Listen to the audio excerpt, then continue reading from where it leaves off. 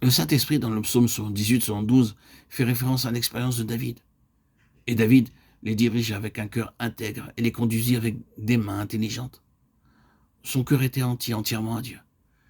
C'est la base indispensable pour notre éducation.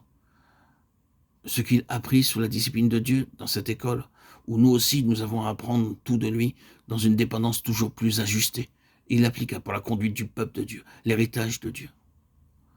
Pouvons-nous dire honnêtement que nous connaissons une telle école? Qu'il y a aussi quelque chose de l'histoire de cet homme dans la nôtre?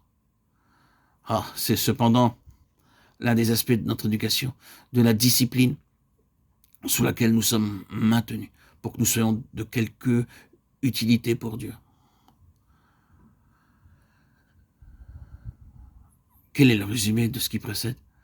N'est-ce pas celui-ci, ce qu'il fait en nous à travers ses voies et les épreuves que nous traversons? C'est en vue d'un plus grand nombre. Il a toujours été ainsi, et c'est de cette façon que se résume l'histoire de ce que Dieu a utilisé.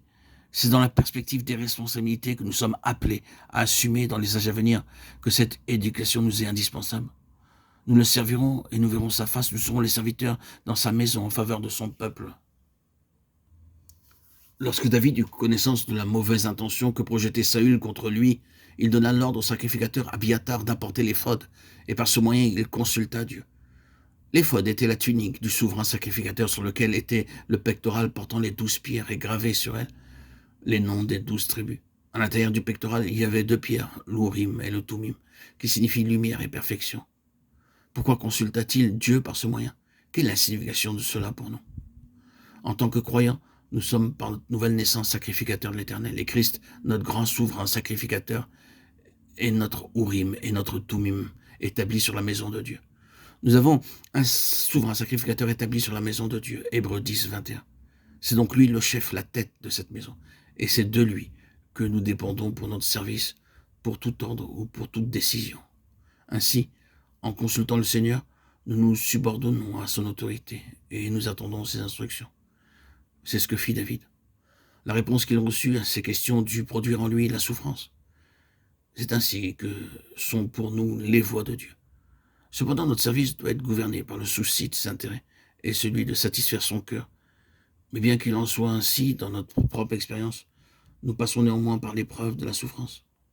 Nous avons à mourir à ce que font naître en nous les injustices dont nous sommes l'objet. La croix doit pénétrer pensée et affection, afin que nous supportions et apprenions à le remercier pour ce qu'il permet, afin que nous partagions quelque peu ses souffrances pour son corps, l'Église. C'est ainsi que se réalise en nous son œuvre, afin de nous rendre de plus en plus semblables à lui dans sa mort. David ne fit aucune remarque concernant les habitants de Keïla. Il partit avec les 600 hommes et s'en alla au désert de Ziph. 1 Samuel 23, 7 à 28.